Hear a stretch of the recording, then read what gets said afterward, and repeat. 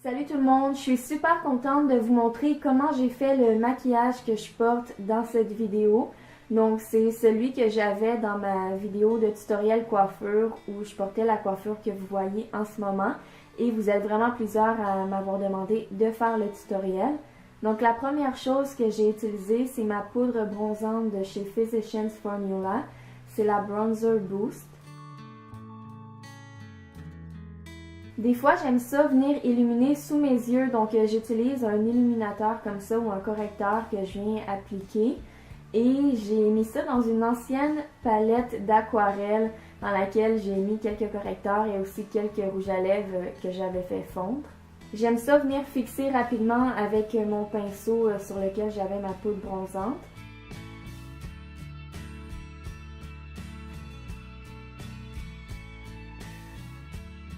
Ensuite, je viens brosser mes sourcils avec une brosse à mascara et j'utilise mon crayon de chez Annabelle. Donc, c'est un crayon sourcil. D'un côté, c'est le crayon que vous voyez, de l'autre côté, c'est un crayon noir pour les yeux. Je commence toujours par la pointe de mes sourcils et je me dirige vers l'avant tranquillement. Je commence aussi par faire le contour de mes sourcils et petit à petit, je vais vers l'intérieur pour que ça fasse un effet un peu plus naturel. Et pour que la pointe des sourcils soit un peu plus foncée que le devant. Et à chaque fois, j'utilise une brosse à mascara encore une fois pour venir estomper pour avoir un effet plus naturel. Je reprends mon illuminateur du début qui était dans ma petite palette et je l'applique sur mes paupières. Je vais l'utiliser comme base d'ombre à paupières. Encore une fois, c'est quelque chose que je fais pas souvent, mais si je veux que mon ombre à paupières tienne vraiment toute la journée, c'est un bon truc. Pour le fard à joues, j'ai mon petit pot de rouge à lèvres que j'avais fait fondre. Je vous l'ai déjà dit, mais quand j'ai des rouges à lèvres que je trouve qui me font pas très bien ou que j'utilise pas assez, je les fais fondre et ça crée une nouvelle couleur qui est vraiment personnalisée et j'aime ça utiliser ça comme fard à joues. Pour les yeux, j'utilise ma poudre. En fait, c'est des pigments de chez Yves Rocher et ce sont des minéraux à 100%. Moi, je l'utilise aujourd'hui en la couleur rose gold. Mais j'aime vraiment ça. Il y en a aussi en bronze, or et argent.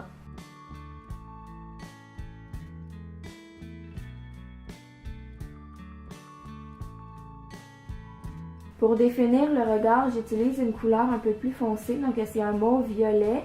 Et celui-là vient de chez Bare Minerals.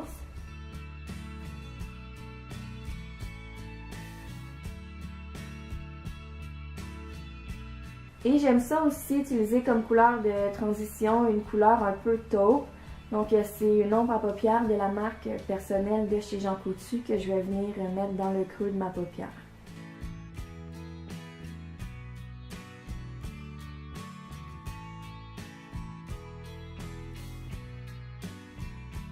Au début, je voulais mettre du papier collant pour éviter que l'ombre à paupières dépasse ou descende trop bas, mais j'ai oublié. Donc je viens juste prendre un mouchoir et venir enlever l'excédent, ça marche tout aussi bien. Et finalement, la dernière couleur pour les yeux, c'est une couleur Bourgogne brune, encore une fois de chez Personnel. Et avec un tout petit pinceau en angle, je vais en appliquer au ras de mes cils inférieurs. Donc du coin de mon œil jusqu'au milieu de la ligne de mes cils.